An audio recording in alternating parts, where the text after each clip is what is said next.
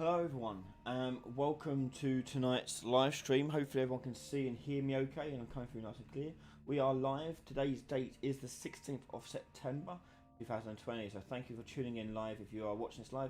If you're watching on video archive, thank you for catching this up and watching it in your own time, so thank you very much. Every Wednesday, if you don't know, we do a weekly question time, a time and place for you to come by and ask me anything you want about games development, Unreal Engine 4, or anything you like at all. I really don't mind. So it's an opportunity for you to get some help or just have a conversation, whatever you want to do. You put it in chat. If I don't answer your question straight away or don't get around to it by the end of the session, please don't fret. Just paste it in again and again and again, and I will try and capture it as much as I can. We usually get quite a lot of questions, so I'll do my best to try and capture all of them. So it usually lasts about an hour, so keep that in mind. So a bit of housekeeping news. I am now doing one-to-one private sessions. This is something I've been experimenting with for the past month or so, with a few people here and there. And I think it's now time for me to make it more public and make it so I can start accepting more people. So if you're interested, go check out my website blog and you can find details about how the sessions work and the various terms and conditions and so forth, as well as costs and what the like. So check that out if you're interested in for some private one-to-one sessions just for you. Other than that, there's plenty more videos coming out this week for patrons and YouTube members, so make sure you are subscribed to the channel and watching this space. Hopefully everyone can hear me okay. Volume's a bit low, is it? Okay, let's maybe move this closer. That's probably a bit better, isn't it, guys? Hang on. Oh, I'm caught on a wire. Hang on. Oh! There we go. How's that sounding? Is that better?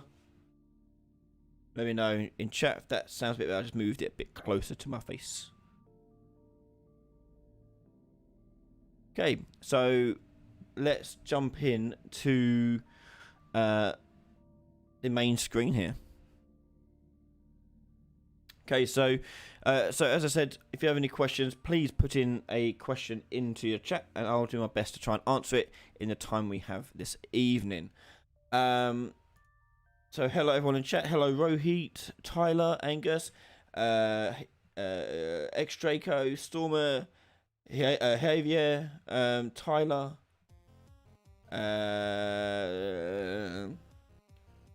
Yeah, cool. So loads of people in the chat. It's great to see everyone.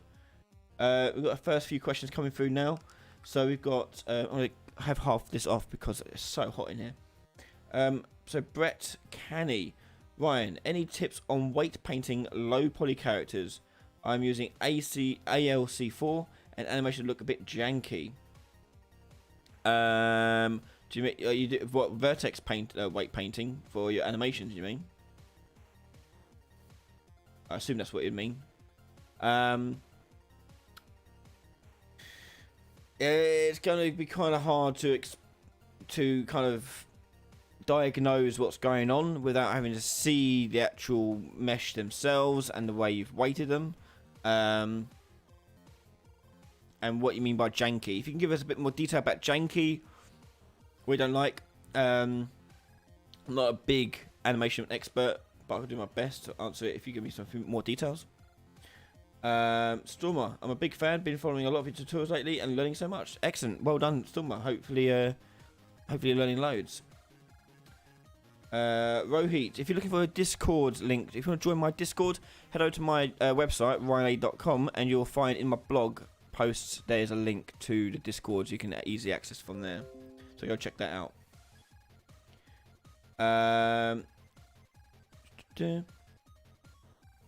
Zimmy Jim, how do I get my third-person player to run COD style by pressing the left thumbstick once? Okay, so I haven't got a third-person character in here, but we can do it with a first-person character. Well, actually, I've got enemy starter pack. Have we got running in here? Got a sprint or something? Yeah, we've got a sprint here. We could go through this, but this might take some time. I'll tell you what we'll do though. We'll drag the character out here from the anime starter pack, and I'm going to just disable this one here. Turn it off and turn this one on. Okay, so here's a third person character. I don't think they've set up sprinting for it. Don't look like it. Okay, so let's check out the code for this and we can add sprinting to it. And then look at how we do the animation for it. So we've got jump, crouching. What's the warning message for that? Oh, no input action, that's fine, we can add that. Okay, so let's do the input actions for sprinting. So go to input and we go into action mappings and we're going to add sprinting in here. Now action mappings are for things that are going to be either on or off. So you're either sprinting or you're not.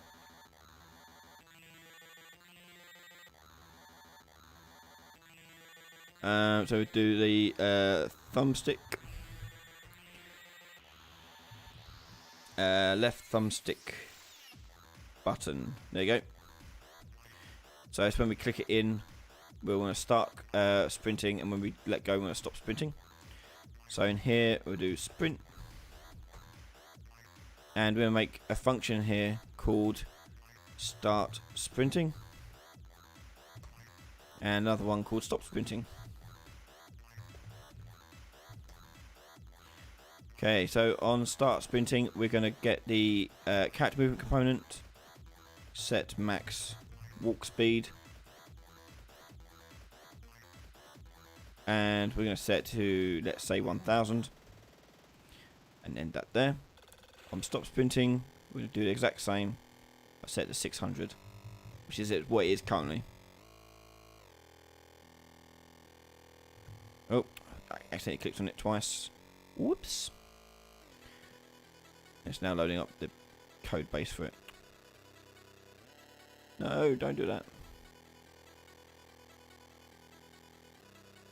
Yeah, close. Come on. Okay. And this one would be 600. So on my event graph, I do start sprint, stop sprint. Stop the going released, start the going pressed. So that'll get this speed part done. What's left is the... I've got to do the keyboard. I don't have a gamepad plugged in. Hang on. Input. So not just left thumbstick, but we'll also do left control as well.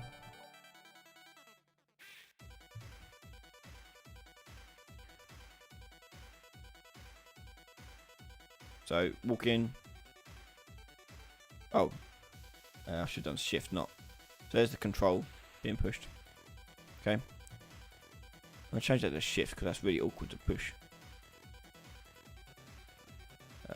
Left. Shift. There you go.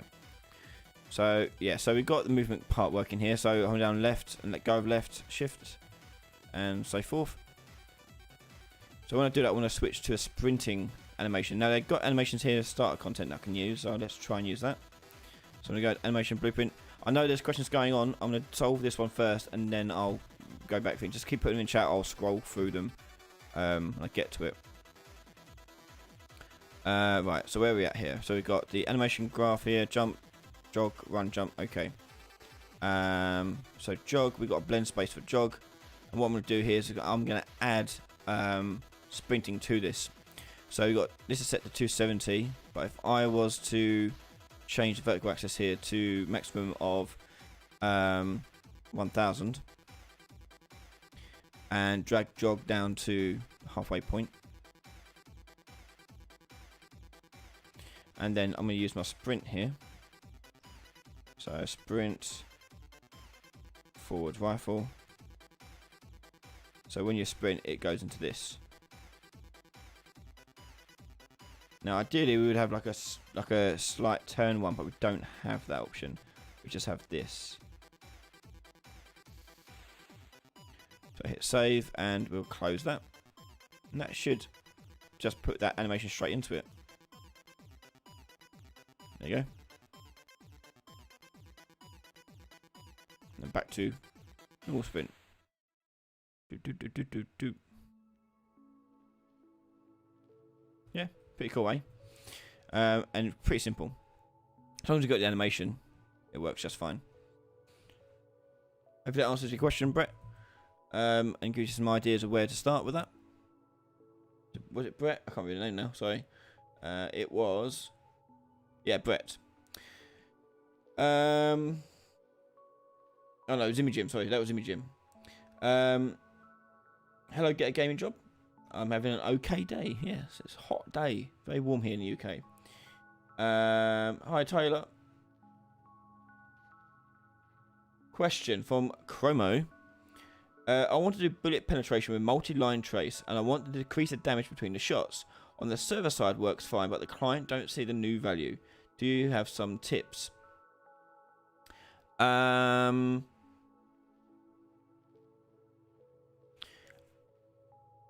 the server side works fine, but the client don't see the new value. So, if the server sees it fine, it's hard to know without your setup of what functions you've done for this. But if you've got your server working fine, and let's say, I'm going to assume, for example, you have functions which are diminishing the value of an actor based on damage. You're dealing damage to something. Damage, I don't know.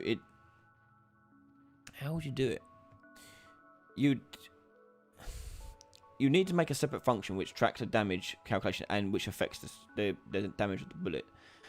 What I would do is have the server calculate the damage that the bullet is diminishing by, but then apply damage to the various things. And I think apply damage is already replicated. I think. Let me have a look. Go in here. So if I go into my character here, just add the damage event.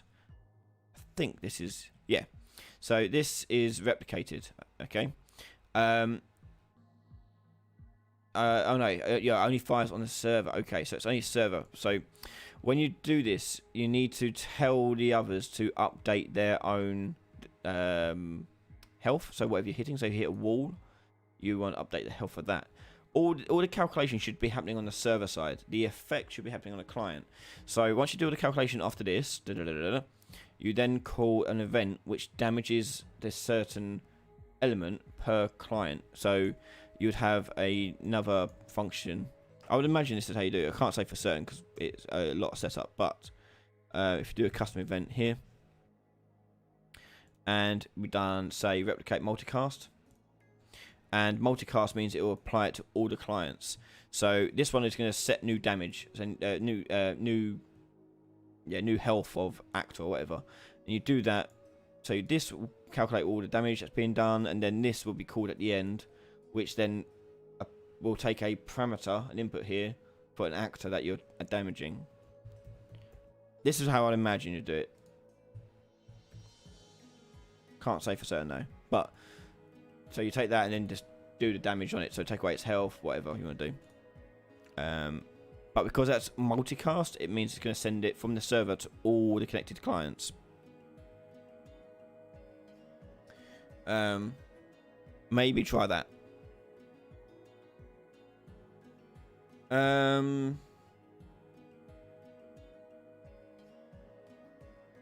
X Draco, as a magnetism mechanic would do, which would attract the character to a certain point. So if you check out what we did last time on that question time, we've done the not last time, maybe one time before that, we did the physics hurricane type thing, and we made it spin around a certain coordinate or go towards a certain coordinate. Check that out. We did exactly that on our question time previously, but basically we told all actors that were affected by it to go towards the location of the like magnet, I guess. But yeah, check out that vortex one. It's a question time number 3, I think, maybe number 4. The title is like physics hurricane of vortex. Yeah. So yeah, just throw your questions in chat. We'll get round to them.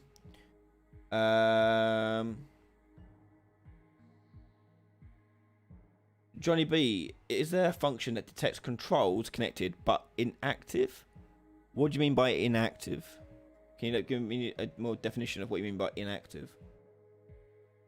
Stormer, something I'm really wondering is how to have a character play a certain animation when taking a hit, then switch to another blend space after the hit, like having an NPC always act injured after hit. You can just switch, if you there's loads of ways of doing it, but one thing you can do is just switch out the animation blueprint that's being used. So on your mesh, so if I go on this dude here, on the event that you want to do it on, you get the mesh, and you can change the anim, what's it called? Anim class, is it? I can't remember what it's called now. Instance. Yeah. Set anim instance class. So this will change. Doesn't you have two separate animation blueprints? You switch it between the two. That's one way. Another way you can do it is you have a boolean on your animation graph here, and say we have a locomotion one. This is normal locomotion. Then we'll have a copy of that for, and this will be injured locomotion. Okay, so it's all that injured movement, and then we have a blend by ball, and the boolean here will be if they're injured or not. So if it's true, it will use injured. If it's false, it will use like normal one. You plug that in, and for example, the variable would be is injured, and you just drag that in like so, and that means it will now blend between the two if they're injured or not. The benefit of this is if you heal them up, they'll blend back to the other one, and you can customize the timing of the blend here. 0.1 is quite quick, so if you want to be a slow like blend into like injured, you can just change that up a little bit so it takes a bit longer. Hopefully that helps. Brian Connolly, is it better to use root motion anim montages for a skill that involves movement, or in place with launch character interp or something? Root motion, it is better.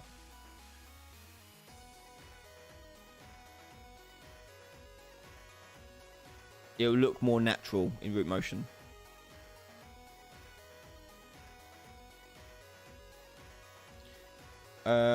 Reanimation and gaming. How to make a missile projectile that fly in a wave like trajectory, like a magic missile that flies up and down towards its target. Cool. Okay, let's do that. So let's plug that back in. Put it back to where it was, and let's delete this as well. So I'm going to just make something that is a projectile that will just fly forwards. Okay. So let's make. I'll make it move slow as well. So I'm going to use this projectile here. I'm just going to duplicate this. I'll call it the wave projectile. So this ball thing here. So first things first, I'm going to do is just turn off gravity on it. Gravity scale 0. Initial speed, make it really slow. We'll go 600 by 600. And no bounce.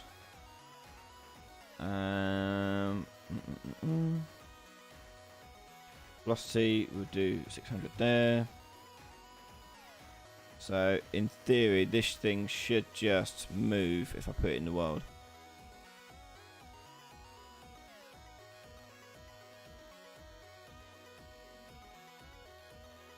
Yeah, there you go. So now it's it moving. So let's get it so it now will go like a wave. So what I'm going to do here is get on the tick here. It will be a tick because you'll be constantly moving their velocity here. And the velocity is what matters here. So we're going to change the projectile's velocity. Set velocity.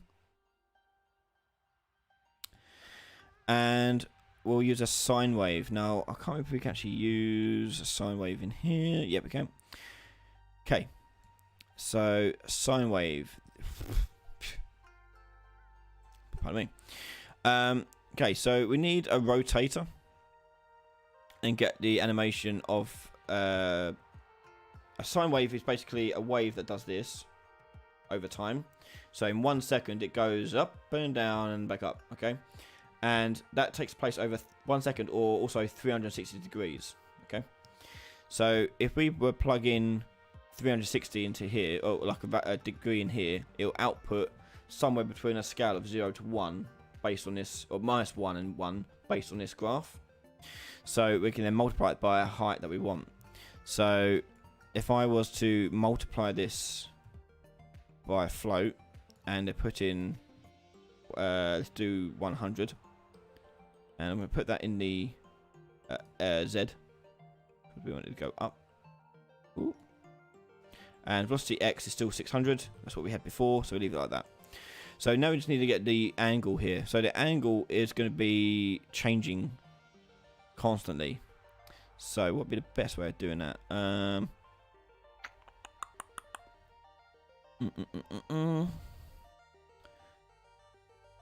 What would be the best way of doing that? If interp.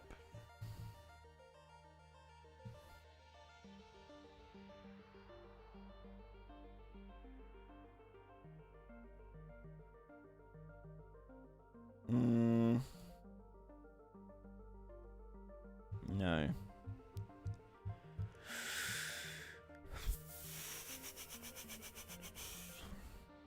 I guess we could do a timeline. Yeah, let's do this actually all in a timeline. That's actually better. So let's do begin play. Add timeline. Movement, I guess we call it. And open this up. I'm going to add a float to this one, and that'd be Z float, whatever you want to call it. So here we can actually design this sine wave here. You just do one there, one there, one there, one there, one there. So this one is going to be set to time of 0, value of 0. This one's going to be set at 0.5, sorry, value of 1 and time of 0.5. This one here can be set to 1.5 and minus 1. And this one's going to be set to 2 and 0. This one we can actually delete. Then we're going to select all these points, right click and click auto, and you'll get a nice small curve here. So I'm just going to flatten out these curves by clicking and changing the angle of their things here. That's fine. That's fine. Okay, so there's our sine wave. Length 2 and loop, compile and event graph. So now I want to multiply this by, let's say 100, and then set velocity.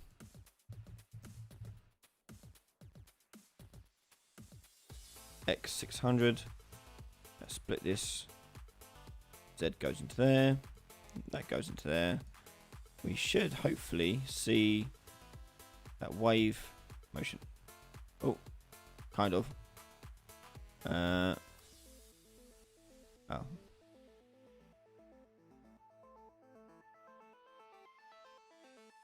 Why is it doing that?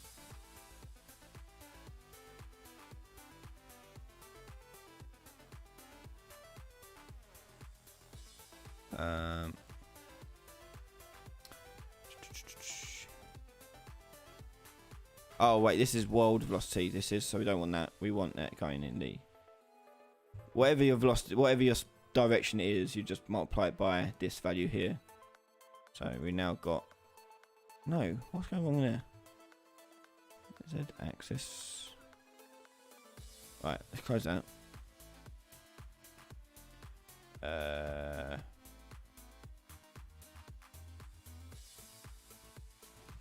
Set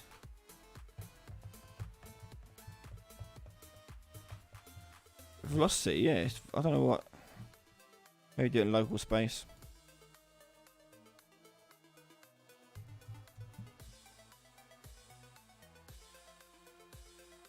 Yeah, let's try that one. Don't get it.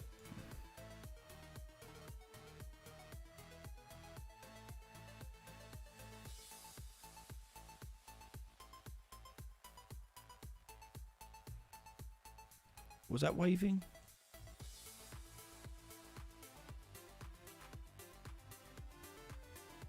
Let's make that a bit bigger. Let's change that to 1000.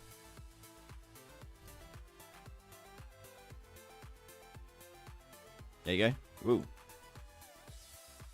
It does it. There you go. So you're using a timeline to create your sine wave. You could do it mathematically with the sine code if you want, but timeline is probably the easiest one to do it. And then you need to just change its velocity by that. So I guess you could just do, if we just get velocity and we're going to add a vector and split this, plug that in, and then we'll get set velocity. Not local space, let's try it with this one because we're getting the world one here. Push play. Oh. Kind of. I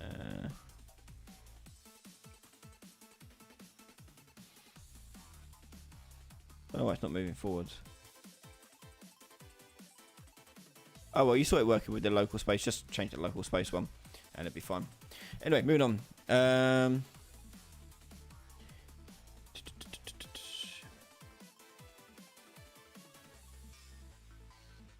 Are level blueprints replicated automatically? No.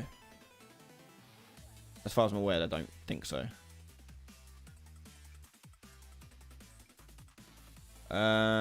Thanks, Darks.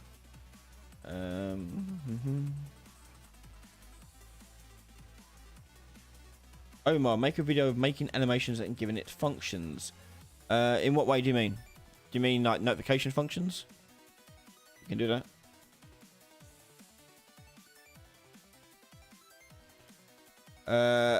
As G, hey Ryan, we love your channel. I have a question. How would you make multiple idle poses that switches to a new one every time the player stops moving? So on your locomotion here, when you go to idle, you can do a randomized thing here. Random. Oh. So if you go, for example, random ball, if only got one or two options, you do this by ball,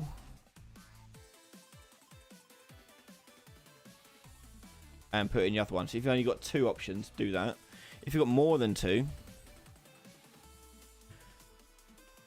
so like a random int, for example, in range. Let's say you've got 4 of them, so max index will be 3.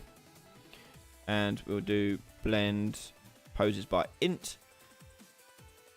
Okay, and we should be able to add options to this. Why can't we add options to this?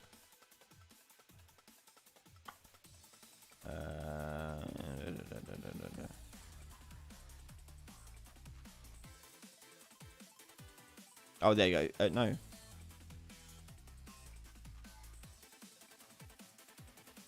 Should be able to do multiple blend poses. Switch on int. No, can't do switch.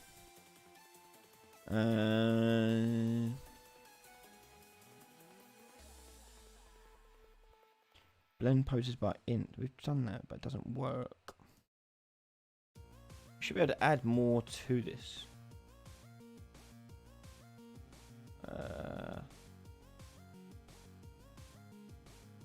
Unless it only appears if you add one to the other one as well. No, don't know. Why would that work?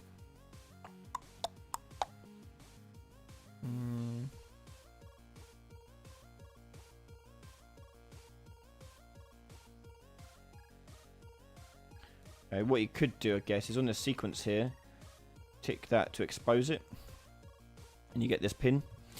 And then on your variables, you would have all these sequences here. So this is an anim sequence. So you want a variable here for anim sequence.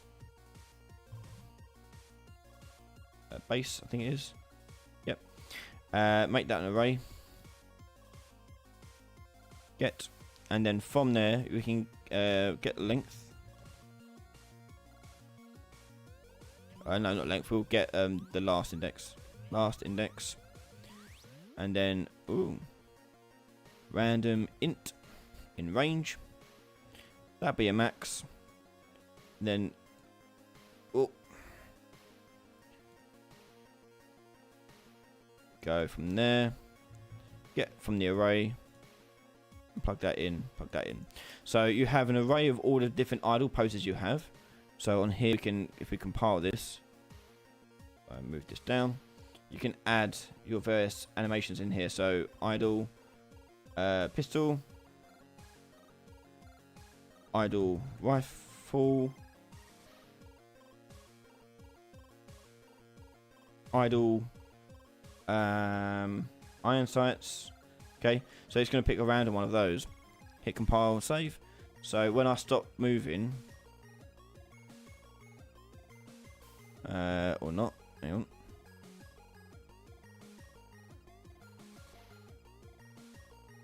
Oh, took that in there. Plug that in. Alright, just keep switching. We don't want that to happen. We want it to only do this once. How can we do this only once? So,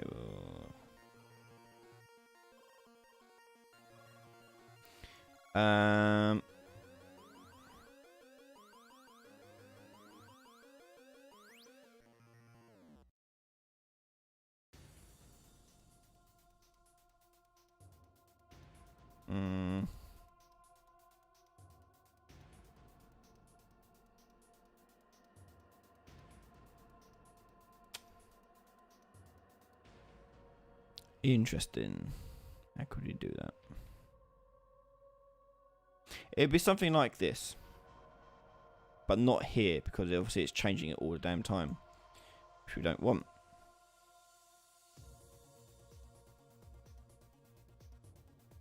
I'll have to have a think about that one. You could probably put this on a function inside your event graph here, so it sets it and that's it.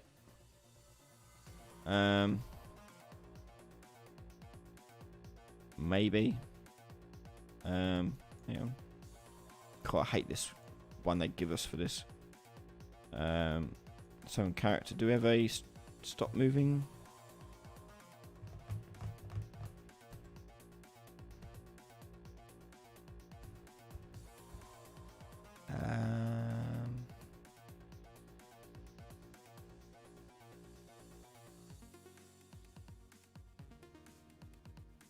Don't know. I'll have to have a look at that one. Something like this, I'd imagine. I'll have to have a look. Obviously, this is busted, so I don't want that to happen.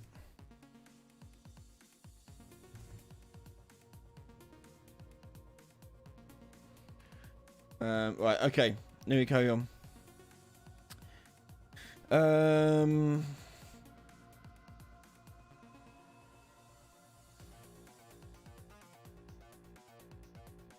Monkey, hi, I just started learning UE4 recently and have been making progress. Sometimes I just feel like I've hit a wall and cannot progress due to things being too complicated to understand. Any advice? Beyond just practicing, the only advice I really do give is to make sure that whatever you put into your code, you understand exactly what's going on. Don't just copy and paste what you see on the screen or the tutorial that you're following, be it mine or someone else's. Actually trying to understand what's going on. This is why I try to talk through it a lot and explain things as best I can, because I want you to make sure you understand what it is you're doing rather than just copy and pasting. If you copy and paste, you're not learning anything. If you learn how it works, then you're going to have a much better time with it. So that's the only real advice I give. Okay, we're going to scroll right down to the bottom of the questions to get the most recent ones. Blend post by int, right click, add blend pin. Oh, look, see, this is why I should scroll down. I knew I was missing something. Oh, hello. Blend by int.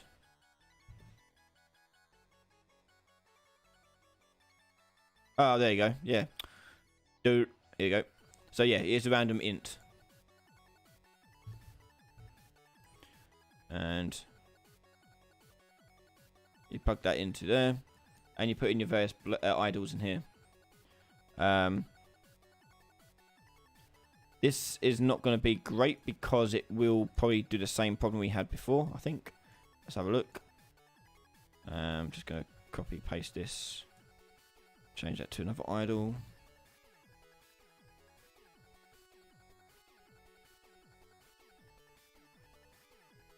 And then copy and paste this again. Idle. Not prone idle. Let's do.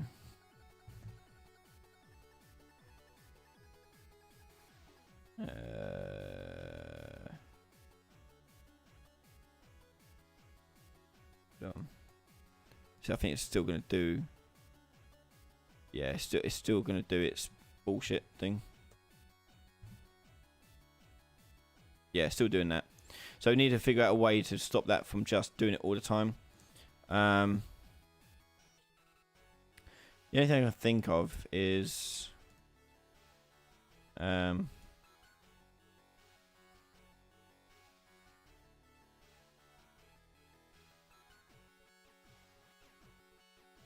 I don't know. I need to figure it out. Anyway, let's have a look what other questions we got. Do I have any split screen multiplayer tutorials on Patreon? I do not yet currently have that. No, sorry.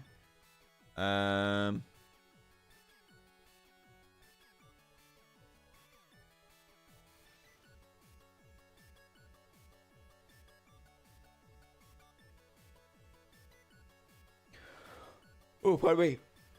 Tin. Hi Ryan, I was wondering if there's a way to get an instance of an object subtype from a Blackboard key value. It's been stored as a variable already without having to perform a cast as. Wonder if there's a way to get an instance of an object subtype from a Blackboard key value. Okay. Hang on. No, hang on. So, on the Blackboard, you have at object here. Do you mean, like, if you don't want to cast to it, you have to be more specific with what object you want to use on the key type. You can do that by changing it in the advanced options for key type. Click on the little arrow to show it, and you can choose what the base class is going to be. And that will save you from doing cast as all the time. You can just change that to, I don't know, first person player or character. Yeah, and it'll work the same. So that is one thing, I think. I don't know if that's what you want or what your description is.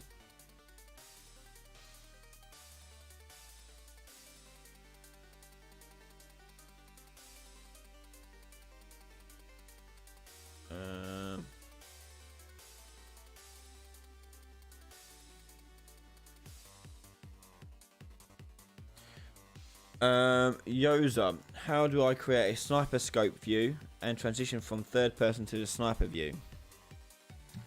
Okay. So I'm gonna let's just fix this thing so it doesn't do this nonsense.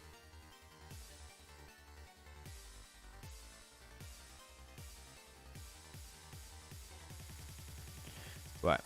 So back on the player character here, on the viewport, we're going to add another camera into it.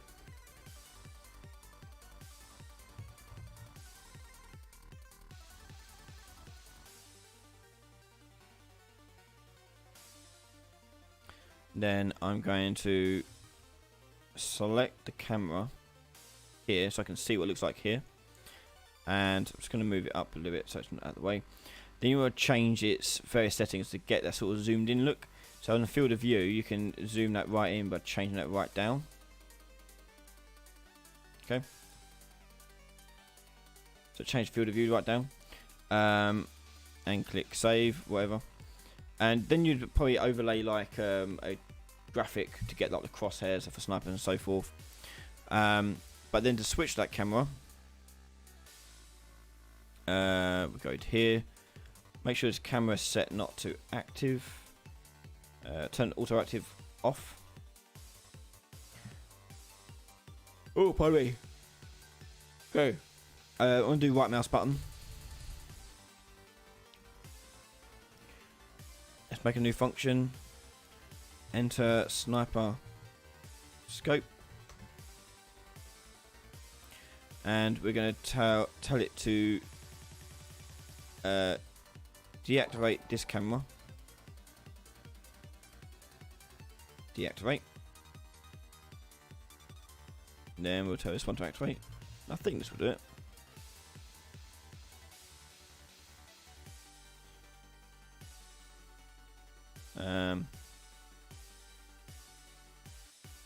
Let's see what that does first of all. I didn't want to blend it, so let's have a look what this does.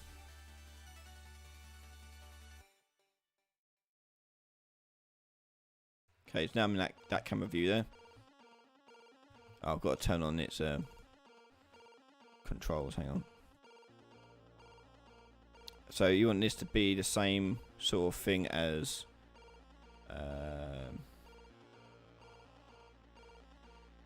use pawn control rotation. Yeah, there you go. So now I can aim where I want. And we're going to do the opposite for ending it. So we're going to duplicate this. Go exit sniper scope. And we're going to just switch these around. Whoop, whoop.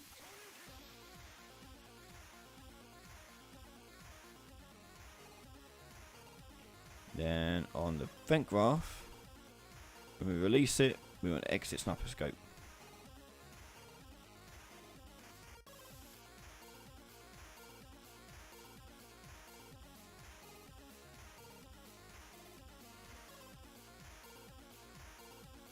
Okay, so that's that part. As I said, then you want a widget. So you got widget here, sniper scope.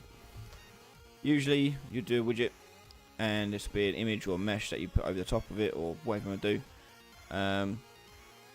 So if, for example, I did, I don't really have anything I could use.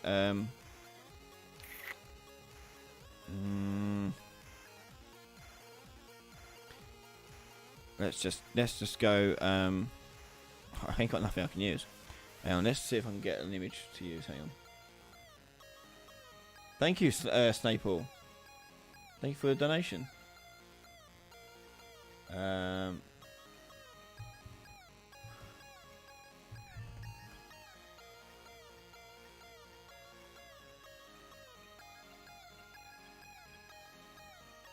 Get this maybe?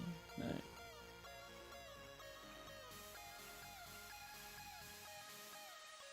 I'm on Google. Hang on, I'm trying to find a good one to use. Okay, save image as. Sure. Oh, I have to be in a content browser. Okay, so here's my sniper image. We're going to go into here, image, counterpart, and let's change the brush to be whatever it's called, unnamed. I think it's called. There you go. And that's going to be fill up the whole entire thing. So we're going to go up to the anchor of this, fill, and offset zeros across the board. Compile. And that should work. I don't know why it's not see-through here. Should be.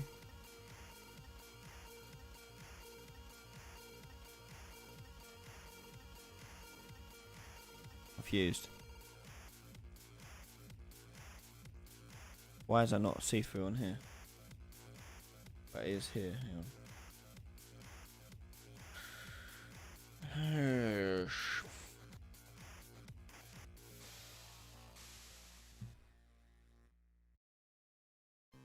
I don't get why that's.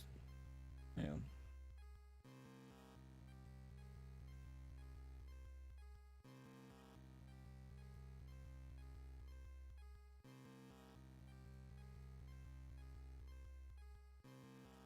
Yeah, let's try this one. I found a different image to see if this does it.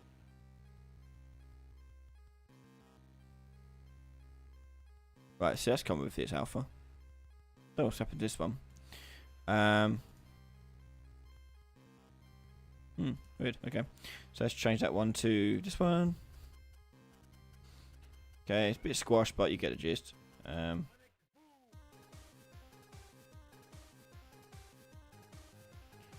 Do that. Then go to the character. When we enter it, we're gonna add widget. Not component. No, what was it? Create widget, isn't it? Create widget. Sniper scope. Then promote to variable. Sniper UI. And you want to promote to a variable, so you want to be able to remove it later. So you need to have a reference to it. So we add that to viewport. That's fine. Compile. Then on exit, we're going to go over here, take Sniper UI variable out, get, and remove from parent. So now,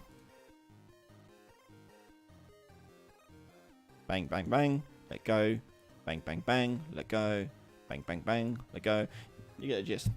That help? I can't remember who asked that now, but hopefully that helps you out.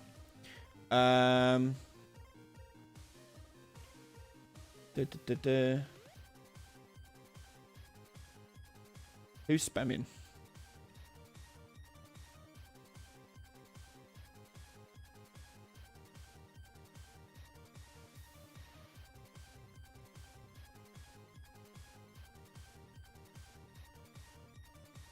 Please make a battle royale game.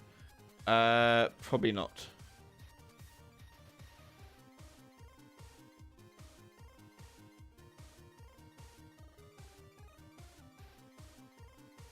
A battle royale game is a lot of work to get going. So probably unlikely we'll do it on a tutorial, but never say never, I guess.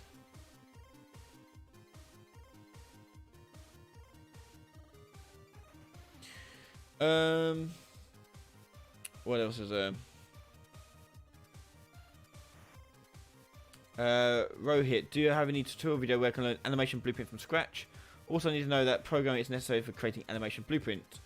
Yes, I do have videos on animation blueprint. Check them out on the channel. It's an animation series. There's a few videos on there that introduce the basics of it. So check that out, and you can see how that works.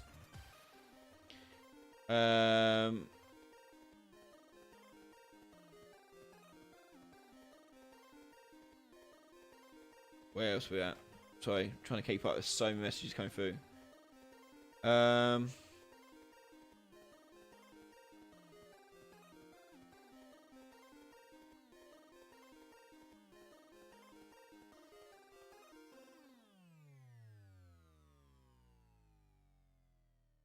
So Robin Dow, weapons with attachments, better load into the BP and enable disable as needed, or some other method. So the way we're going to do it in the FPS RPG series on Patreon is to have what we call master pose components, and basically it's a skeletal mesh, and you tell it to remove parts and add parts based on a skeletal mesh, and we can use that to calculate stats and things like that. This is the exact same way you would do things like equipment and things like that.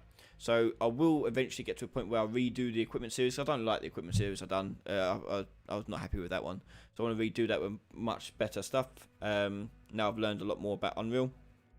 So something called the master pose system and components is the best way of doing that.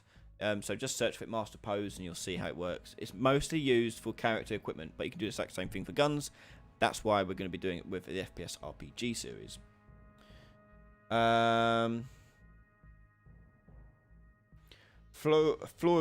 Floroid, how would you recommend someone would learn the whole C++ library of UE4? Because knowing how to code in C++ is not quite enough to work with it in Unreal. You would be next to impossible to learn the entire library in Unreal. There's so much in there, no one knows it all. That's why we have documentation to help us. Even the developers themselves require documentation. You don't put yourself in a corner thinking you have to learn absolutely everything. As long as you know the basics of how C++ works, you can pretty much get anywhere.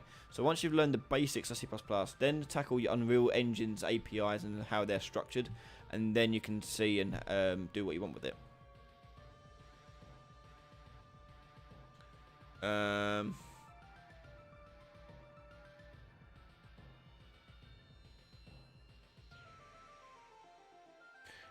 Arya, how do I have different post-process effects outside a player's window? I want interior to be warm and exterior to be underwater. How can I achieve that? It's just a post-process. Just don't tick infinite extents. So, for example, post-process. So here, this one's going to be inside our house. Let's change the size of it a little bit. There we go.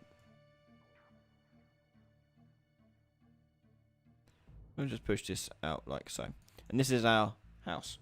So let's just change something in there. So if I put my camera in there, by default, without ticking the infinite extent, it'll change what's going on. It only changes the camera though when it's in there, not the player character. So if you're doing the third person character, it matters when the camera's in there, not anything else. So if I just change, for example, I don't know,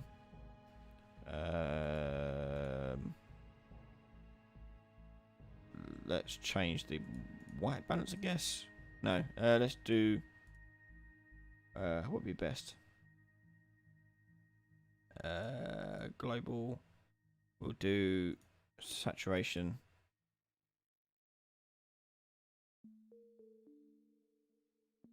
We'll do warm, you said, didn't it? So we'll do a nice warm colour there. Contrast, we'll knock that up as well.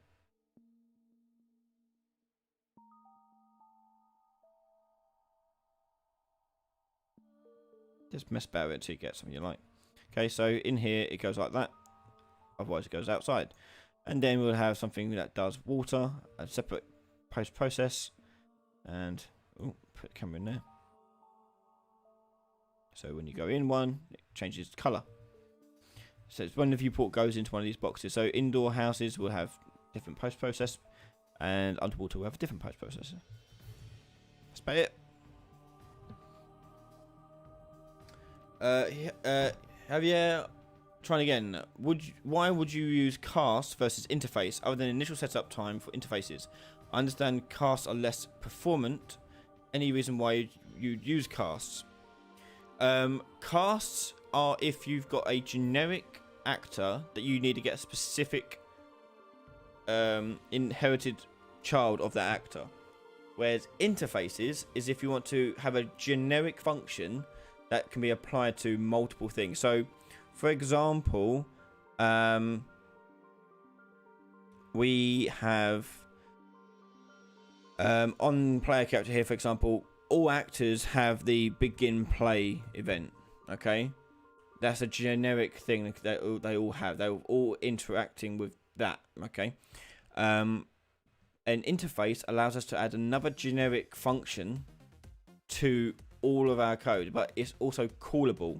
So what that means is that we can call it without having to know for certain if the thing that we're calling it on has it. So therefore don't have to cast to it. Casting is useful if you want to do something to a particular character rather than just call out run a function. If you're trying to run a function, you could do interfaces, but there's no need to do interfaces if it's only like a one-time thing. Interfaces work best if you are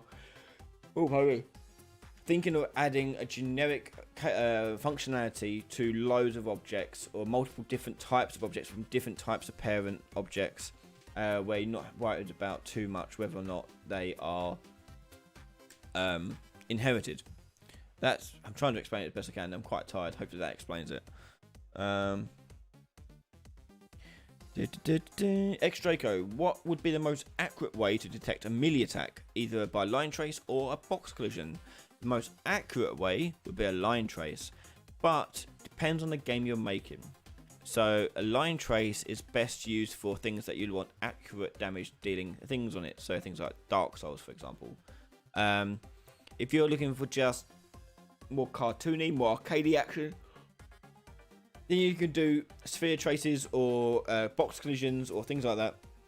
to determine whether or not you're dealing damage to it.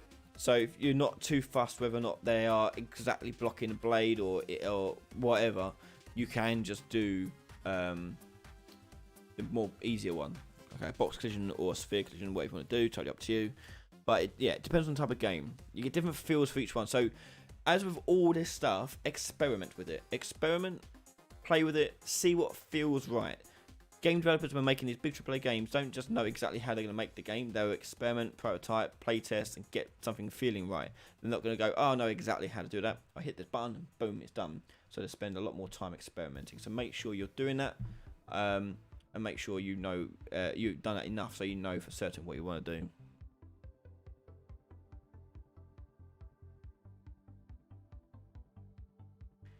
Oh, I see. Oh, yeah. So you post-process question. You want your player won't be going outside. You want exterior to look underwater from inside through the window. That would be just art. It's just different textures, different artwork, different. There's no real post-processing involved with that. It's because post-process only affects what's rendered, so you can't project it elsewhere in a distance. That has to be done by artwork. So that's the only way to really do that. We're close to the end now, so if you want to get the final questions in, so we do this every Wednesday, so always come back next Wednesday if I didn't get around to answering any question that you have. Stormer,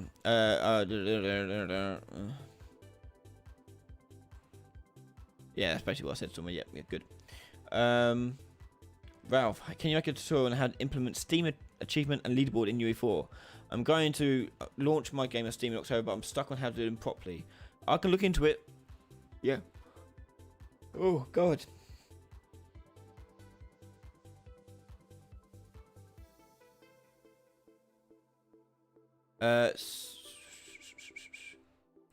Snapple Mountain. Question. Upper body part casting animation, while lower body part is moving animation. So, that is done by montages. So, I don't know if I've got an example here I can show it on. I have done it though. If you go to my ability system series, the first few episodes explain that with the fireball, but I'll give you a quick rundown of how it works. So on, if I've got a reload, Oh, look, equip rifle. Okay, so equip rifle. So we can probably do this. Will probably be the last thing we do. So if I want this play this animation, the top half of this animation whilst I'm running, we can do that. So the way this works, let me just close all these. We don't need all these open. Okay. So the way this works is that we need to tell. First of all, we have to make this a montage. So let's right click and do create anim montage, and there it is. Go into your montage, and then we're going to change what slot it uses.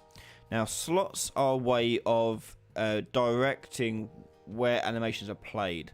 So if you go to Anim Slot Manager, go to Add Slot, and I'm going to call this one Upper Body. So we're going to tie this animation to play in the upper body slot. So you can do that by going over, if I remember how you do this. No. How do they do this in this version? They changed this recently, so I can't remember exactly what where they put it.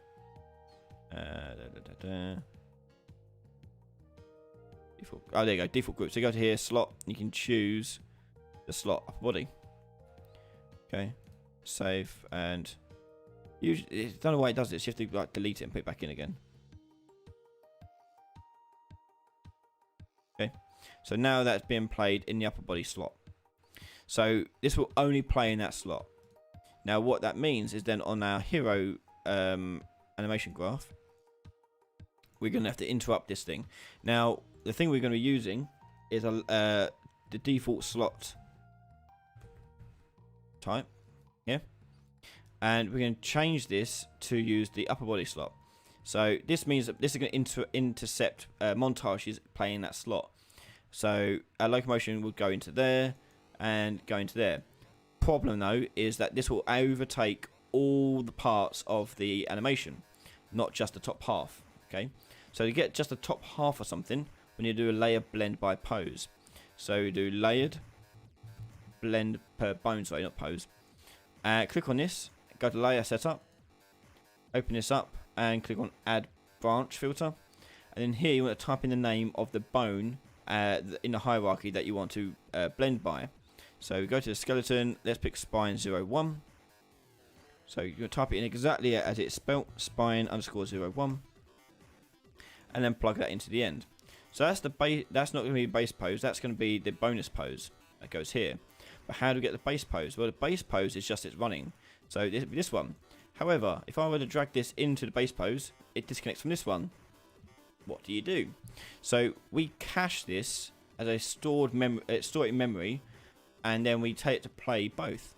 So here we go, cache, new save cache pose, and I'm going to call this one loco cache, and we're going to search for loco cache, and we're going to put one into base pose, and we're going to copy another one in and put that into a slot.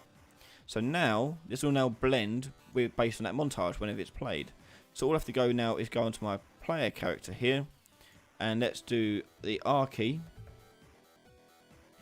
here, and we're going to tell it to play montage. And the enemy montage we want to play is equip rifle standing montage. Now remember that's playing in the upper body slot. So now, if I've done this all correctly, if I hit R, I get it out. Okay, so it works standing still, but if I move and push R, it gets it out whilst moving. And that's how you blend upper body with the bottom body. And that's it. So I'm going to do one more question. Let's do the last one I've got here. So Walltech Gaming and Dev. Hi, what blueprint is best to manage a turn-based game with multiplayers taking turns to play? Man, that's a long question. That's a short question with a massively long answer. Unfortunately, I don't have time to go through and show all that. But you use a lot of things like arrays and maps to contain what one is currently being the leader, and you cycle through it.